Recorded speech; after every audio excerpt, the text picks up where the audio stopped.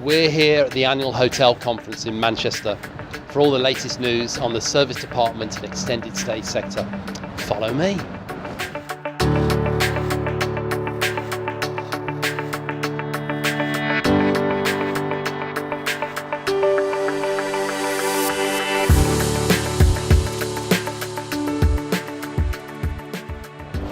You've got a fictitious £100 million Yep.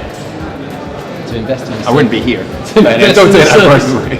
To invest in the service department sector, Yep. extended stay sector. Where would you put it, and at what level? Budget, mid-market, luxury? What do you think is the hot? I think there's a definite price point for two things. If I'm allowed to split my pot 50-50, I would go for some high-end service departments, small scaling of modelling in central London and central Edinburgh, probably topping out between 30 and 50 units per location, and then I would go for kind of the emerging economy sector as well. So I would have two models. I would have a small unit but high service and high price points for the consumer in a couple of targeted locations, much more akin to the service department of old in Mayfair. And then I would launch a kind of a budget offering, more akin to the Adagio out there, or heaven forbid the kind of the Staybridge, which is a branded franchise model. In that sector, in reality, I would also take maybe 25% of that and invest in hostels. Because I think there's a lot of play in the hostel sector. That's for another day. Quite a lot of talk here about the service department sector being quite a hot sector at the moment. Dexter Moran working on much in that space.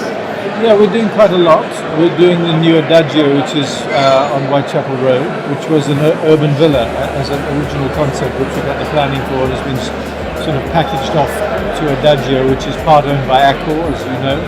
We're also doing some work for CLSA, which is a newer entrant. They're well funded. We've got two projects in Edinburgh with them.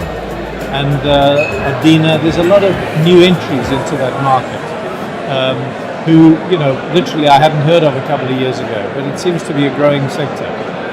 And in your view, where do you think that sector will be in 2 to 3 years? What perhaps are the challenges the sector faces? Well, I think there's more and more demand for people who want to have more than a hotel room, and they want it for a longer period of time.